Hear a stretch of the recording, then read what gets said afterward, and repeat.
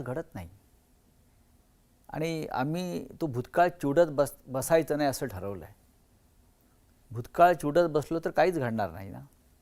आमचा भूतकाळ भाजपबरोबर फार चांगला होता. आमचा भूतकाळ एकनाथ शिंदेंबरोबर अत्यंत उत्तम होता ना. आमचा भूतकाळ नारायण राणेबरोबर चांगलाच होता.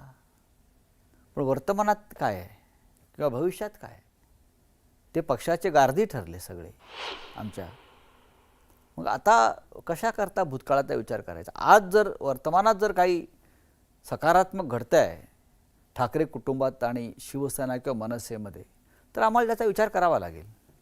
ठाकरे जर का दोन्ही एकत्र आले म्हणजे तुम्ही तर म्हणजे ऑलमोस्ट अशी परिस्थिती आहे तुमच्या बोलण्यात असं वाटतं की ते आलेच आहेत आणि ते निवडणुका एकत्रच लढवणार आहेत पालिकेच्या. असं जर झालं तर अर्थात जुनी जी मराठीची मतं आहेत ती ठाकरेंना मिळतील पण परप्रांतीयांची मतं दुरावतील अशी परिस्थिती होईल का? मला वाटत नाही तसं.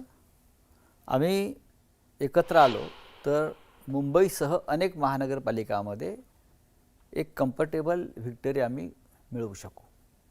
मुंबईसह अनेक महानगरपालिका त्याच्याविषयी माझ्या मनात शंका नाही आणि आम्हाला सगळ्यांची मतं मिळतील सगळ्यांची. शिवसेना किती उद्धव ठाकरेंची शिवसेना किती लवचिकता दाखवेल राज ठाकरेंना स्वतःसोबत नेण्यासाठी आणण्यासाठी ही युती टिकवण्यासाठी राजकीय लवचिकता किती असेल ठाकरेंची? उद्धव ठाकरे नाही म्हटलं तरी मोठे भाऊ आहेतच.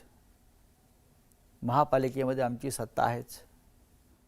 लोकसभेत आमचे 9 खासदार आहेत. विधिमंडळात आमचे म्हणजे विधानसभेतच 20 आमदार आहेत. आमची मतांचा टक्का प्रचंड आहे. आमचं कर्तव्य आहे अशा प्रकारची नवीन युती करताना की आमच्या सोबतीला जे नवीन आमचे सहकारी येणार आहेत तर त्यांचा मान सन्मान आदर राखून त्यांना बरोबर घेऊन जाणं ते आम्ही करू. तुम्ही ठाकरेंच्या खूप जवळचे आहात कुटुंबाच्या जवळ